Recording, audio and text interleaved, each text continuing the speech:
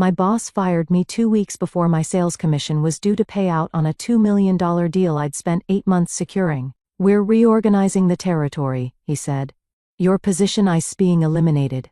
I thanked him for the opportunity and left without protesting. That evening, I made one single call. "We're reorganizing the territory," my boss explained, not meeting my eyes. "Your position is being eliminated." I sat across from Marcus Reed in his office at Veltrix Optics, staring at the termination letter he'd slid across his desk. The ink on the $2 million contract I just secured wasn't even dry yet. "I understand," I replied, my voice calm despite the storm brewing inside me. "Thank you for the opportunity. My name is Cassandra Doyle, a 36-year-old senior sales executive in Plano, Texas, and I'd just been robbed of the biggest commission check of my career. For 8 months, I'd poured everything into landing this client, Horizon Innovations. I'd flown across the country 12 times, sat through 43 negotiation rounds, personalized countless pitch decks, and built a relationship with their CEO that went beyond business. And now, 2 weeks before my commission would pay out, Marcus had decided my position was redundant. As I packed my desk, I noticed my coworkers stealing glances at me, their expressions a mix of pity and relief that they weren't in my shoes. Marcus had timed this perfectly. Right at 4 p.m. on a Friday, when most executives had already left for weekend golf games. The office politics playbook at its finest. "I'm so sorry, Cassandra," whispered Violet from accounting as she passed by. "Everyone knows this isn't right." I smiled at her, maintaining my composure. "It's just business, right?" But it wasn't just business. It was personal. The Horizon deal wasn't just another client. It represented my career pinnacle after 15 years in the industry. That commission would have paid off my mother's medical bills from last year's unexpected surgery. Marcus knew all this. We'd discussed it over drinks just last month when he'd congratulated me on nearly closing the deal. I took one last look at the office where I'd spent 5 years of my life before walking out, head held high. In the elevator, I checked my phone and saw a text from Jonah Freeman, Horizon's CEO. "Dinner still on for Wednesday to celebrate the partnership?" A small smile formed on my lips. What Marcus didn't understand was that business wasn't just about contracts and numbers. It was about relationships. And my relationship with Jonah wasn't just professional. We'd built a foundation of mutual respect and trust over the past 8 months. He'd shared stories about his children. I talked about my dreams of starting my own consultancy someday. As I reached my car, I made a decision. This wasn't over, not by a long shot. For 5 years, I'd been one of Veltrix's top performers. I'd built my client roster from scratch, turning struggling accounts into gold mines. Last year alone, I'd brought in $4,300,000 in new business. The sales plaques and achievement awards gathering dust in a box in my trunk were testament to that. But Veltrix had been changing. 3 months ago, Gregory Hansen took over as CEO, bringing Marcus Reed with him as the new vice president of sales. The whispers started immediately. They were restructuring to maximize shareholder value, corporate speak for cutting corners. I'd noticed the warning signs but dismissed them. The cancellation of the annual sales retreat. The new streamlined commission structure that somehow always calculated to less than before. The subtle pressure to hand over client relationships to the account management team. My closest colleague, Thomas, had warned me. "They're pushing out the old guard, Cass," he'd said over lunch. "Replacing experienced salespeople with fresh graduates, they can pay half as much." I didn't believe it would happen to me, not with my numbers, not with the Horizon deal so close to closing. Growing up, my father always told me, in business, loyalty goes both ways. He'd worked 30 years at the same company, climbing from the mailroom to management, but that world was gone. Today's corporate landscape rewarded the ruthless. People like Marcus who viewed employees as expendable resources. As I drove home, I called my mother. I couldn't bring myself to tell her about being fired. Not yet. Not when I'd promised to help with her medical bills. "How's my superstar?" she asked cheerfully.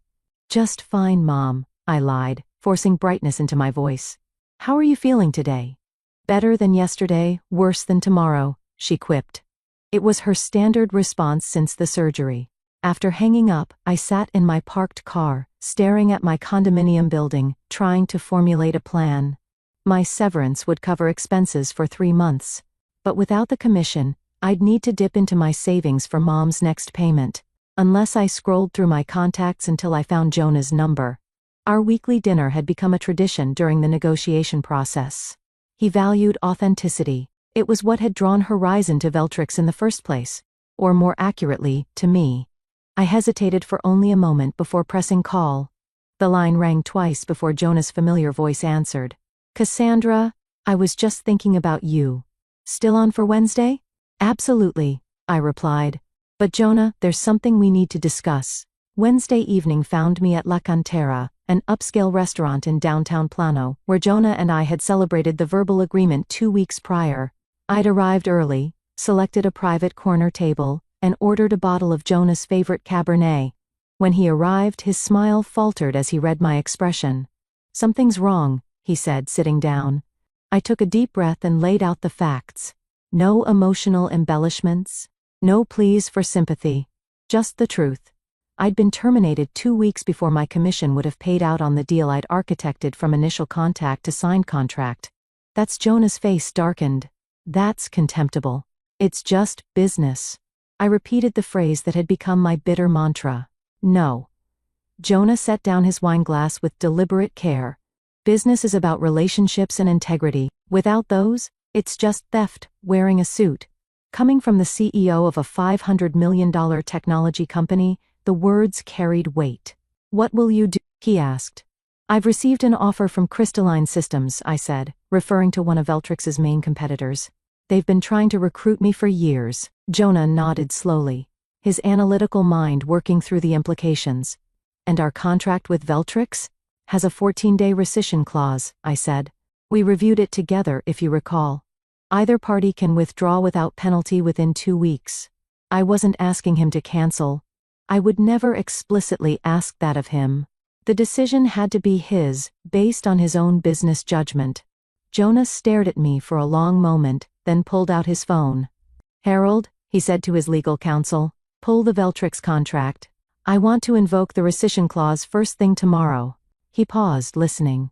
Yes, I'm certain. And clear my morning schedule for a call with their leadership. After hanging up, he looked at me. This isn't just about your commission, Cassandra. During our negotiations, you promised that you personally would oversee the implementation. That was a material factor in our decision. I nodded, feeling a weight lift from my shoulders. Crystalline's product line is actually better suited for your needs, I said truthfully. The optical components have a longer warranty, and their custom design team is more experienced with your specific applications. When can you start there? Jonah asked. Monday. They're eager to have me on board. Good. Jonah raised his glass. Then I look forward to hearing their proposal next week. As we finished dinner, discussing his daughter's college applications and my mother's improving health, I felt no triumph, no vindictive pleasure. Just the quiet satisfaction of knowing that in a world where loyalty was increasingly rare, integrity still mattered to some. By the time the check arrived, the first phase of my response to Marcus's betrayal was in motion, not revenge. Correction. The following morning, my phone began ringing at 7 a.m. Marcus. I sent it to voicemail. He called again and again. By the fourth call, I decided to answer. Cassandra. He sounded breathless, panicked. We need to talk. About what, Marcus? My position was eliminated. Remember? I kept my voice pleasant as if discussing the weather. Horizon just canceled their contract. Jonah Freeman personally called Gregory and pulled out of the deal. His voice tightened. Did you have anything to do with this? How could I? I don't work for Veltrix anymore. Listen. His tone shifted to conciliatory. There's been a misunderstanding. We want to bring you back. Same position. Better compensation package. The territory reorganization has been postponed. I almost laughed at the transparency of it. That's a generous offer, Marcus, but I've already accepted a position with Crystalline Systems. I start Monday. The silence on the other end was deafening. Crystalline, you can't do that. Your non-compete doesn't apply when I've been terminated without cause. I finished for him. Page 4, paragraph 3 of my employment contract. I reviewed it with my attorney yesterday. Another long pause. What did you tell Freeman? The truth. That I was terminated shortly after securing his business. Damn it, Cassandra. The mask of professionalism slipped. Do you have any idea what you've done? The board is going ballistic. This was a cornerstone deal for the quarter. It sounds stressful, I said, feeling a strange sense of calm.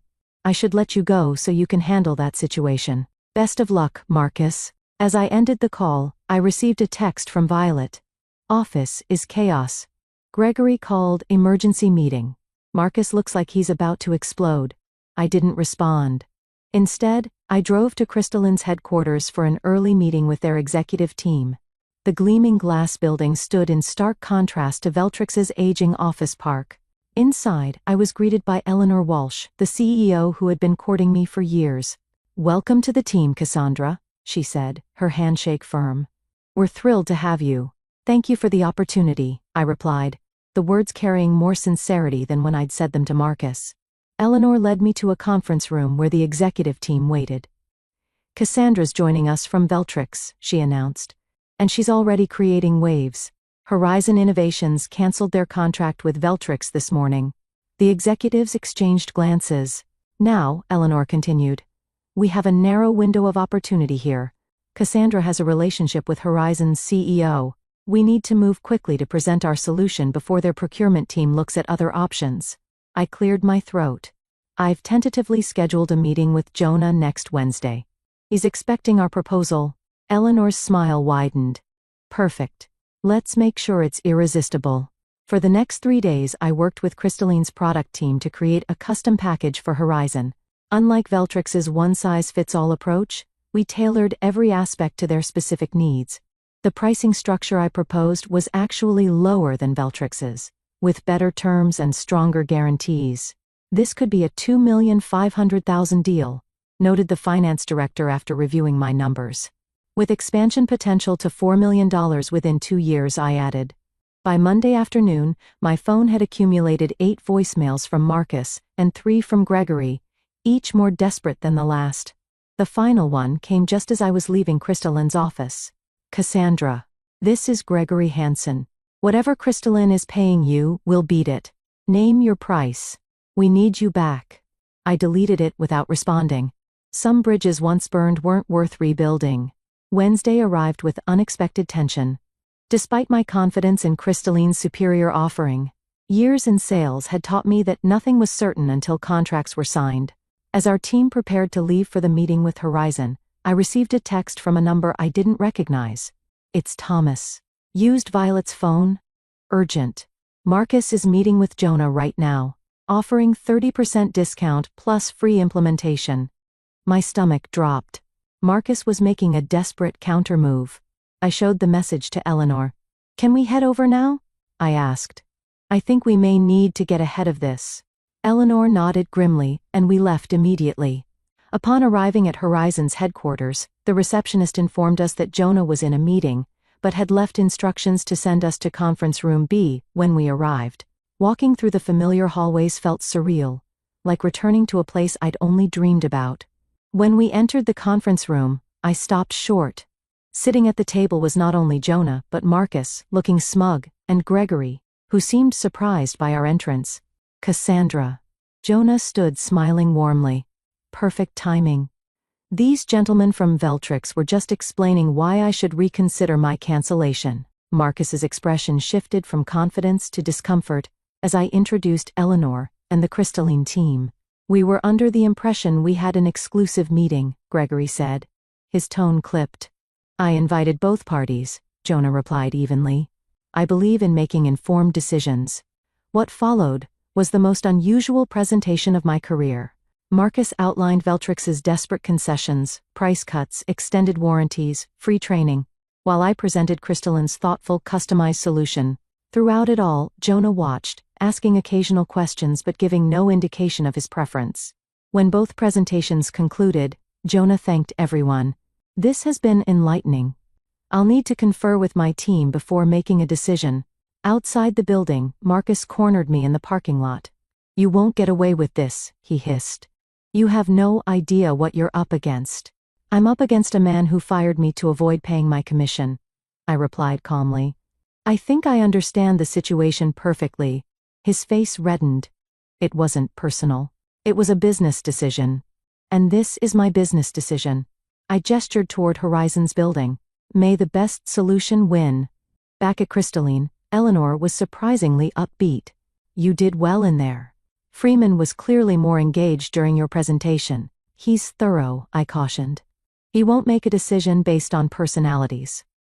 2 agonizing days passed. Then, on Friday afternoon, my phone rang with Jonah's number. We've made our decision, he said without preamble. Can you come to my office at 4 p.m.? The drive to Horizon felt like traversing a minefield. Had Marcus's desperation tactics worked? Had the substantial price cut swayed Jonah's procurement team? When I arrived, I was escorted directly to Jonah's office. To my surprise, no one from Veltrix was present, just Jonah and his team. Cassandra, he greeted me. I want you to explain to our team exactly how Crystalline's optical sensors will integrate with our existing systems. For the next hour, I detailed the implementation process, answering technical questions from Horizon's engineers. When we finished, Jonah stood and extended his hand. We'll go with Crystalline. The contract is being drawn up as we speak. Relief washed over me, followed quickly by professional composure. You won't regret it. The product truly is superior. I know, he said. But equally important is working with people of integrity. 1 month later, I sat in my new corner office at Crystalline, reviewing the finalized contract with Horizon. The deal had indeed come in at $2,500,000 with a clear path to expansion. My commission would be considerably larger than what I would have earned at Veltrix with a more favorable payment structure. Violet had texted me updates in the aftermath. Marcus had been placed on administrative leave pending an investigation into his management practices. 3 other sales executives had resigned in solidarity with my situation. Veltrix's stock had dropped 11% following the loss of the Horizon deal and subsequent departures. But the most satisfying development came that morning in the form of an email from Harold, Horizon's legal counsel. He'd forwarded me an internal message from Jonah to his executive team. Our decision to partner with Crystalline over Veltrix wasn't just about pricing or product specifications. It was about aligning ourselves with a company that demonstrates the values we espouse. When Veltrix terminated Miss Doyle immediately after she secured our business explicitly to avoid paying her commission, they revealed their true corporate character. Such short-sighted greed doesn't align with our long-term partnership goals. Crystalline, by contrast, recognized talent and integrity and moved decisively to acquire it. That's the kind of business instinct we respect. I printed the email and pinned it to my wall, not as a trophy, but as a reminder of what truly mattered in business. Eleanor stopped by my office that afternoon. I just got off the phone with Bedford Industries. Apparently, their procurement officer heard about how we acquired the Horizon contract and wants to discuss moving their business to us. I raised an eyebrow. Bedford. They've been with Veltrix for years. 7 years, she confirmed, worth about $1,800,000 annually. They're concerned about stability and leadership over there. Word was spreading.